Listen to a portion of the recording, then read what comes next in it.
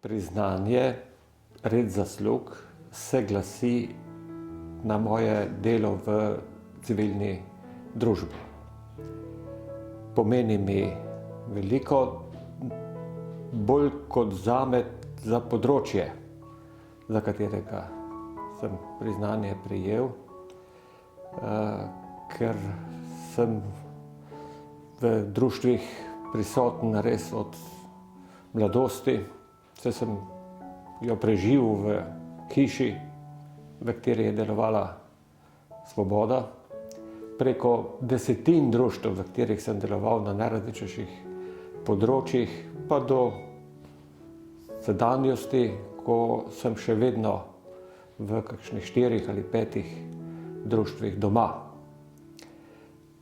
Delim prepričanje z tistimi, ki sodijo, da je civilna družba tretji steber družbe. Poleg organizirane države, poleg ekonomije je ta tretji steber civilna družba. Robert Putnam, ameriški sociolog, je razvozlaval uganko, ki jo vsi dobro poznamo,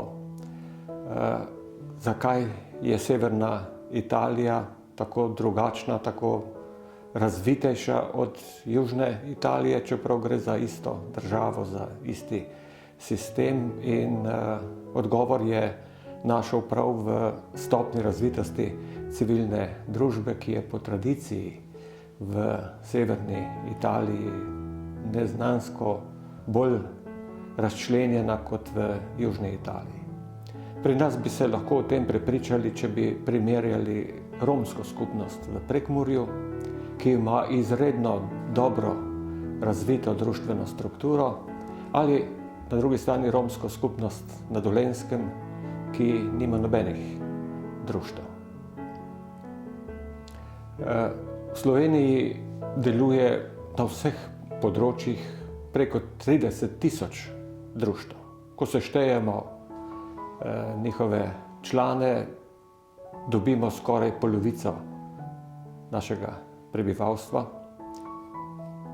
Poleg tega je pomembno, da vlagajo v to področje neznansko količino ur, lahko jih merimo v desetinah milijonov ur letno, in da se posvečajo zelo plemenitim, ustvarjalnim in povezujočim vsebinam. Na ta način se oblikuje zaupanje med ljudmi, oblikuje se socialni kapital, brez katerega ni zdrave in uspešne države.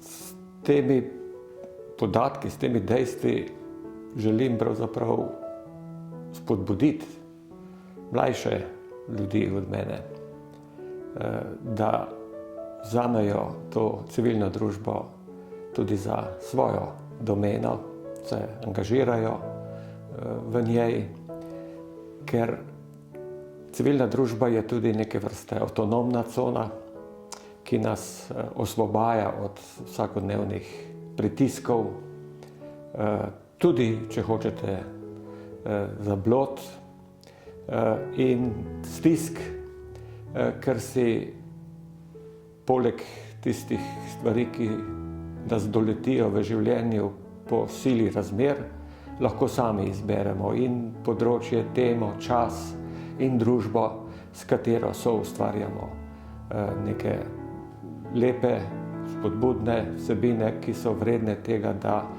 postanejo pozorni nanje tudi drugi ljudje, in je to neko zelo važno področje tudi samopotrjevanja vsakega posameznika. Res priporočam vsakomur, da si najde svoje torišče, na katerem bo izkazal tisto, kar je skrito v njem, kar bi si želel početi, pa ni vedel na kakšen način.